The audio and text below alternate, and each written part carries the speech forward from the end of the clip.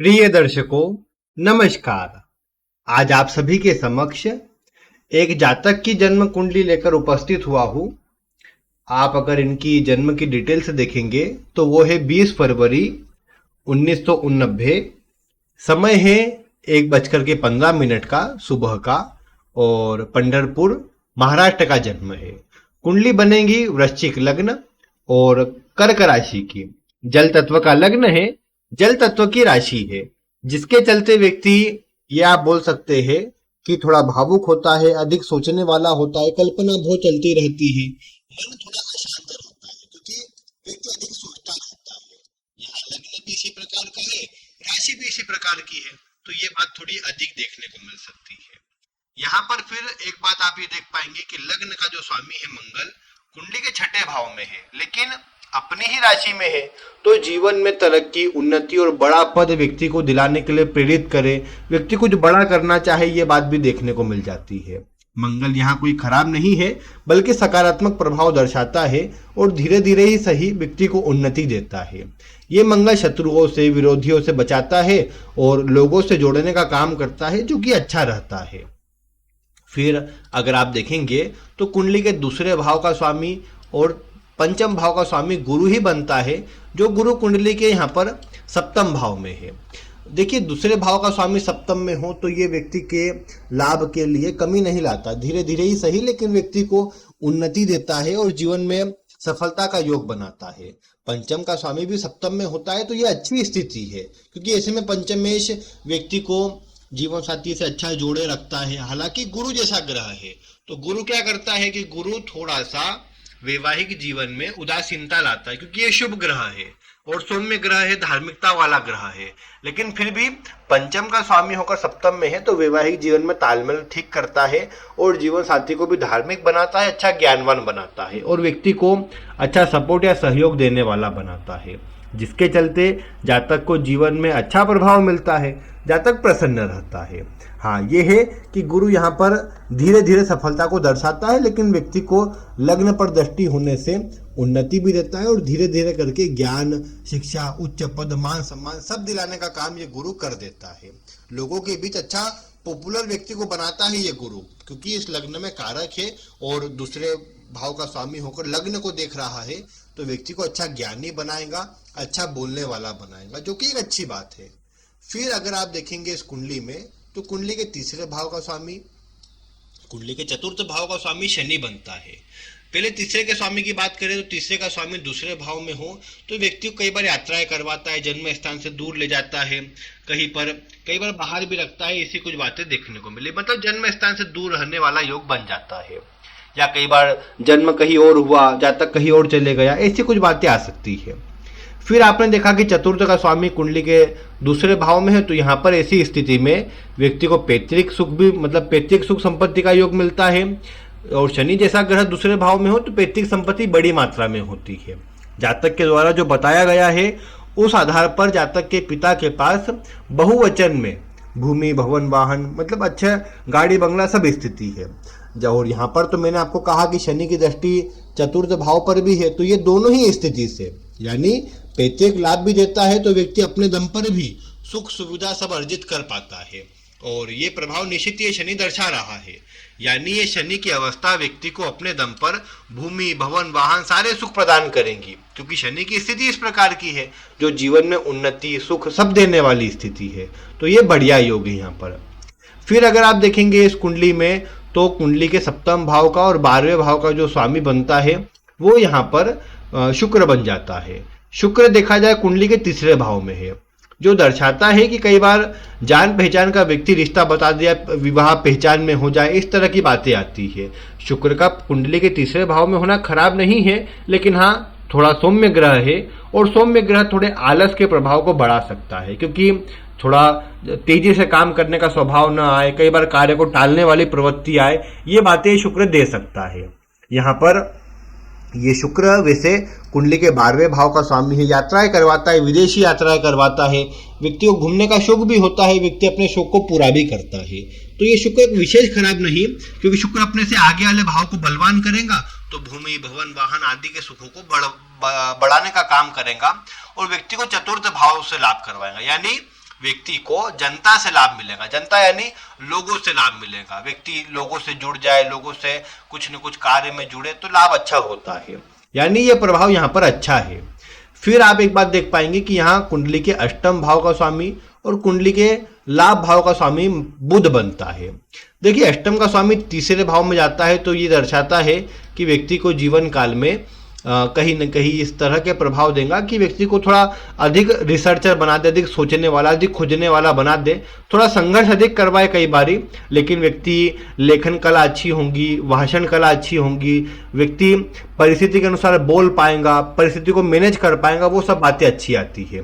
लाभ का स्वामी जब तीसरे में होता है तो कई बार लाभ कमाने के लिए अधिक प्रयास करना पड़ता है। ज़्यादा मेहनत के बाद सही, लेकिन व्यक्ति लाभ कमा पाता है, ये बात भी देखने को मिली। तो ये बात कई बार इस बुध के यहाँ होने से बन सकती है, लेकिन ये लक्ष्मी नारायण योग बना हुआ है यहाँ पर बुध शुक्र का, जो लक्ष्मी नारायण योग व्यक्ति को जीवन में उन्नति देता है, सफलता देता है और धीरे धीरे ही सही व्यक्ति को अच्छा पद दिलाने का काम करता है। बस व्यक्ति को चाहिए कि लापरवाही से अधिक बचे और अन्य पर इतना विश्वास ना करे, स्वयं के दम पर आगे बढ़ेगा तो जीवन में सफलता मिलेगी। हालांकि लाभ का स्वामी तीसरे भाव में है तो तीसरे भाव से भी लाभ होगा, यानी व्यक्ति को भाई से लाभ हो, क्योंकि तीसरा भाव भाई का है ना, तो भाई से लाभ हो और भाई से जुड़ने पर लाभ हो, या घर में उपयोग में आने वाली किसी वस्तु से जुड़कर काम करे तो भी लाभ होता है। कंस्ट्रक्शन में आने वाली चीजें या घर में अन्य चीजें जो उपयोग में लाई जाती है उनसे भी व्यक्ति को लाभ होता है, ये बात देखने को मिली, जो कि अच्छी होती है यहाँ पर। यानी यहाँ पर ये जो योग बना है जातक को धीरे धीरे जीवन में उन्नति देगा और जातक अच्छे कार्यों से जुड़कर अपने स्वयं के किसी कार्य में जुड़कर सफलता अर्जित कर पाएगा। फिर अगर हम आगे अन्य ग्रहों की बात करें, देखिए भाग्य भाव का स्वामी चंद्रमा है। चंद्रमा अपनी ही राशि में है, लेकिन 28 डिग्री पर बुध के नक्षत्र में है और बुध के नक्षत्र के चौथे चरण में है। अब ऐसी अवस्था में मैंने आपको बताया है कि कोई भी ग्रह बुध के चतुर्थ चरण में हो तो ऐसी स्थिति में वो ग्रह मतलब जैसे ये जो चंद्रमा जैसा ग्रह है तो यहाँ पर ये गंडमूल नक्षत्र में आता है, इसकी शांति करवानी चाहिए व्यक्ति को। अगर अभी तक नहीं करवाई है तो करवा लेना चाहिए, क्योंकि मैंने आपको क्या बताया है, कोई भी ग्रह अगर गंडमूल नक्षत्र के चतुर्थ चरण में हो तो ऐसे व्यक्ति को उस दशा के अंदर ज़्यादा नकारात्मक प्रभाव मिलता है। बुध के नक्षत्र के चौथे चरण में कोई ग्रह हो तो उसकी दशा के अंदर रुकावटें और परेशानी आती है, स्थिरता में कमी आ जाती है। तो इसीलिए व्यक्ति को चाहिए कि अच्छा प्रभाव लेने के लिए जब आगे अभी, क्योंकि चंद्रमा की दशा लगने वाली है अप्रैल माह से, तो इसीलिए जातक को चाहिए कि चंद्रमा को बलवान करने के लिए जीवन में अपना मतलब शिव जी की पूजा तो करे ही, लेकिन ये बुध के नक्षत्र में है इसलिए इसकी शांति अभी के समय पर अवश्य से करवा ले, जिससे इसका प्रभाव अच्छा मिल जाए। बाकी ये देखने को मिलेगा भाग्य भाव में भाग्येश अपनी राशि में है तो व्यक्ति को भाग्य का साथ दिलाएगा, धीरे धीरे ही सही लेकिन उन्नति दिलाएगा और जातक को जीवन में एक अच्छा प्रभाव अवश्य दिलाने का काम ये चंद्रमा करता है। चंद्रमा वैसे जीवन के 24वें वर्ष में और फिर देखने को मिला कि जीवन के 46वें वर्ष में भाग्य का अच्छा साथ दिलाता है और धीरे धीरे करके उन्नति अवश्य प्रदान कर देता है।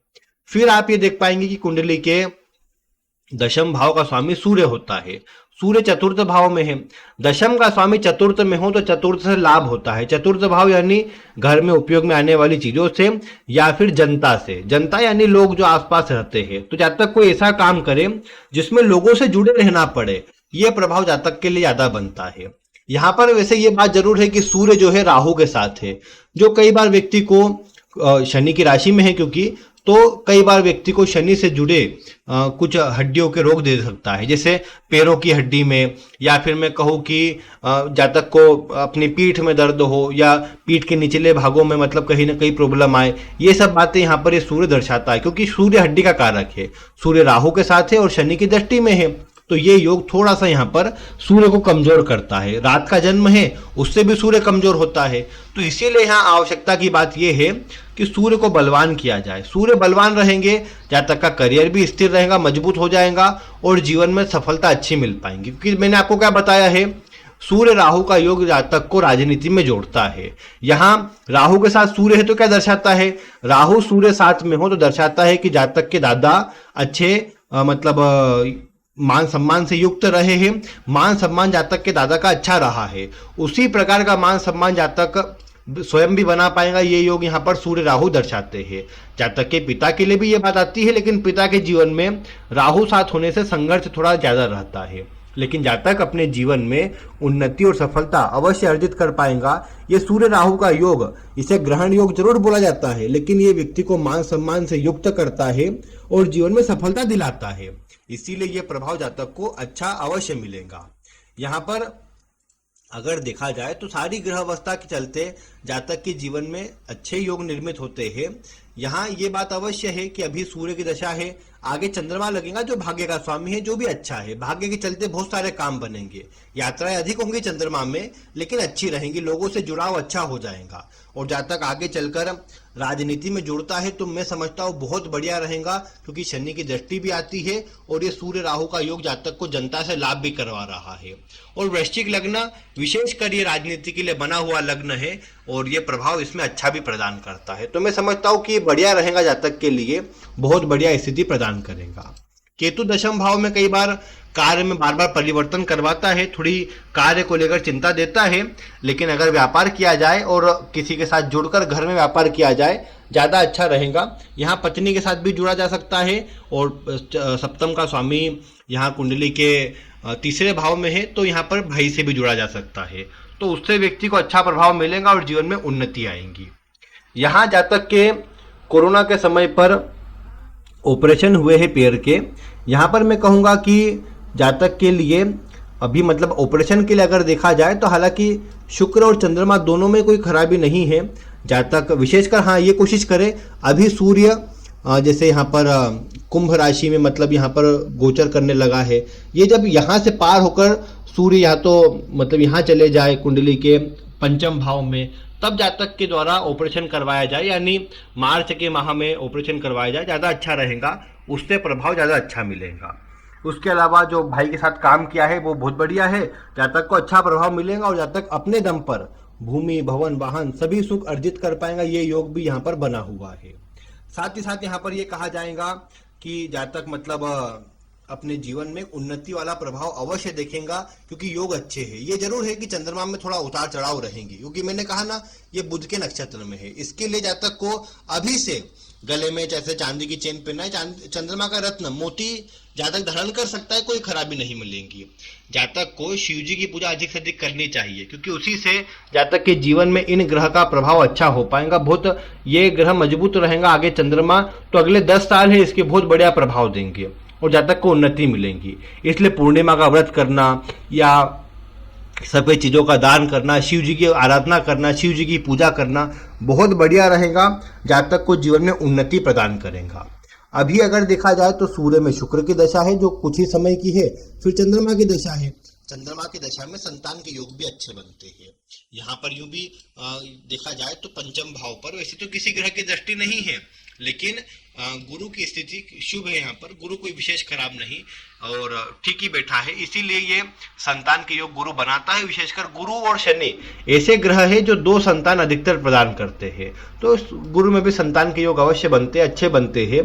चंद्रमा में आगे की दशा जब लगेंगी तो चंद्रमा में शुरुआत में ही मंगल लगेगा, मंगल भी अच्छा है कि फिर राहु भी अच्छा रहता है, गुरु भी अच्छा रहता है, तो मतलब समय में अनुकूलता है और संतान के लिए कोई खराब प्रभाव ये ग्रह अवस्था नहीं दर्शा रही। हालांकि ये योग है कि अगले वर्ष जब मार्च में शनि का गोचर यहाँ हो जाए उसके बाद जाकर संतान की प्राप्ति हो, यानी शनि के मीन राशि में गोचर के समय संतान की प्राप्ति हो, ये योग यहाँ पर अधिक बनता है। यानी योग अगले वर्ष मार्च के बाद बनेंगे, वो ज्यादा अच्छे भी रहेंगे और मजबूत भी रहेंगे, जातक को अच्छा प्रभाव भी प्रदान करेंगे। बाकी अगर आप इस कुंडली में देखेंगे तो योग बहुत बढ़िया नजर आएंगे, क्योंकि देखिए एक तो अधिकतर ग्रह सब अलग अलग भावों में है, तो ये सभी भावों को मजबूत कर रहे हैं, बलवान कर रहे हैं। यहाँ ये ना सोचे कि पंचम भाव तो सुप्त हो गया, यहाँ पर दृष्टि नहीं आ रही, खराब हो गया, क्योंकि इसका स्वामी बलवान है और शुभ स्थिति में है, इसलिए शुभ ग्रह की राशि में है, इसलिए जीवन में अच्छा प्रभाव प्रदान करेगा। तो यानी कुंडली में देखा जाए तो ग्रह योगों में मजबूती है, जातक के जीवन में उन्नति का प्रभाव है।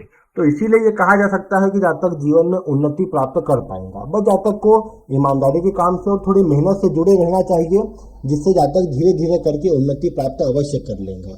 और जनता से ना भी लोगों से जितना जुड़ा रहेगा जातक, उतना जीवन में सफलता अर्जित कर पाएगा। तो इसीलिए राजनीति में व्यक्ति को अधिक फोकस करना चाहिए, वहां सफलता अधिक जातक अर्जित कर पाएगा और वहीं से जुड़कर एक अच्छा पद प्राप्त करके जीवन में भूमि भवन वाहन जैसे सभी सुखों को अर्जित कर पाएगा। तो ये प्रभाव जातक की कुंडली में आता है। बाकी प्रिय दर्शकों, आप क्या बताना चाहते हैं? आपका स्वागत है, आप वीडियो में कमेंट करके बता सकते हैं। बाकी आज की वीडियो में इतना ही। वीडियो देखने के लिए आपका बहुत बहुत धन्यवाद।